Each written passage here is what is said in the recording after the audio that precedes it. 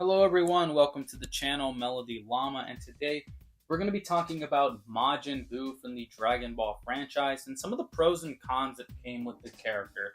The general consensus of the arc is that there's a lot of highs and a lot of lows, and the highs of the series are some of the highest of highs, and the lowest of the arc are some of the lowest of the lows.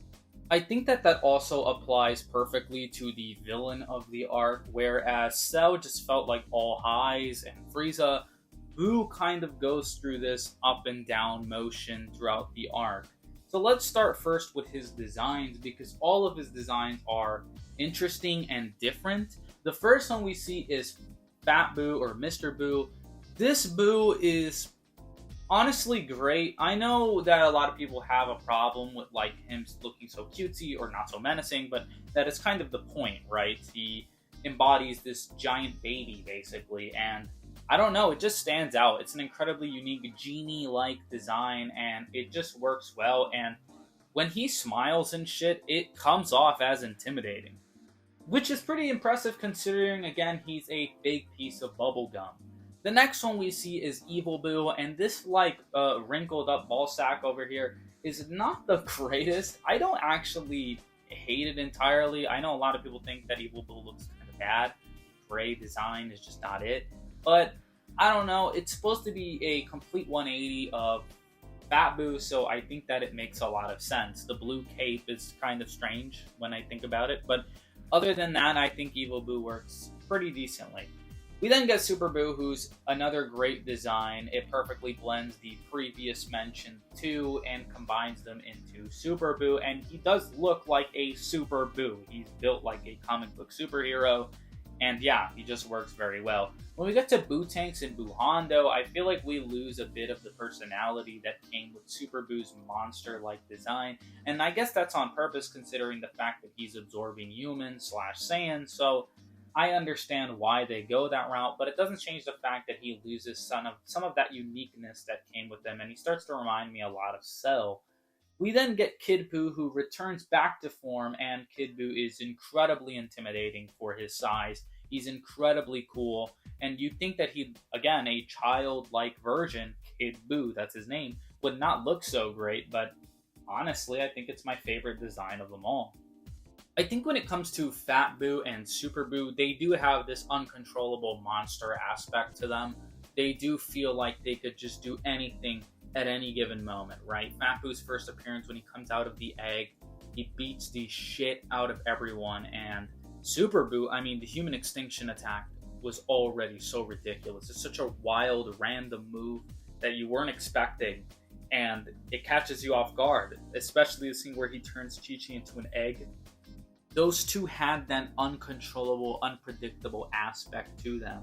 And Fat Boo in particular, even besides the threatening aspect of him, when we see him start to be good, it's really cool. It really works in a lot of ways, and it made Mr. Satan one of the more cool characters, or not cool, but interesting characters in the entirety of Dragon Ball, because I really liked Mr. Satan and Mr. Boo's relationship together. Fat Boo, if anything, is just a victim of being sidelined in Super and not being used very well when everyone wants to see more of Fat Boo, but I guess they're just not letting us have it.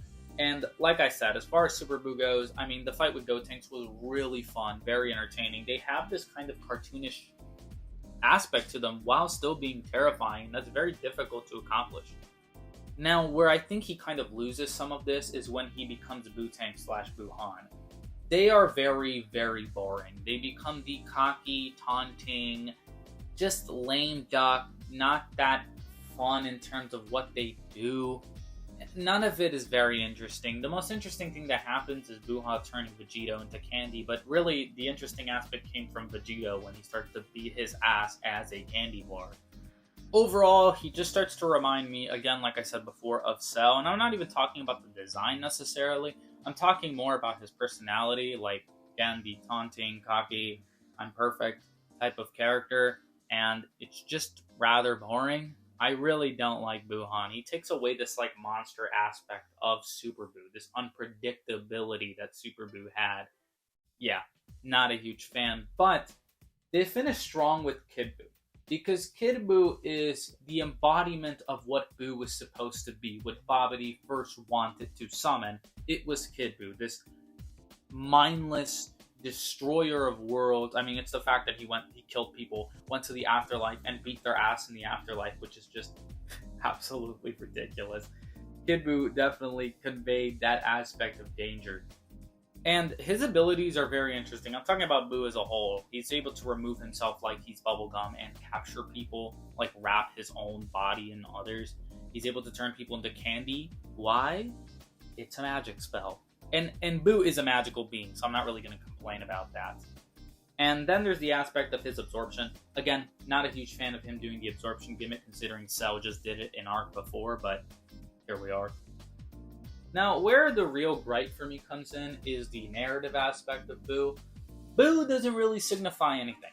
He's just a mindless monster, and one can argue that it's supposed to be kind of commentary on how Toriyama felt about Dragon Ball as a whole by that point, because it is this kind of self-satire. And that's interesting, but as far as like the actual narrative goes, like the story, not the meta, Buu doesn't really add much of anything versus Frieza and Cell, who very much contributed to Gohan and Goku. Frieza being the one who destroyed Goku's race and is supposed to be the one to make Goku realize what he is, accept his heritage, versus Cell, who was a combination of a lot of different people and all their pros and cons and their flaws, and that ended up making Gohan a better person by the end. It ended up making Goku a better person by the end, acknowledging and seeing all of Cell's flaws that were reflections of the Z Fighters.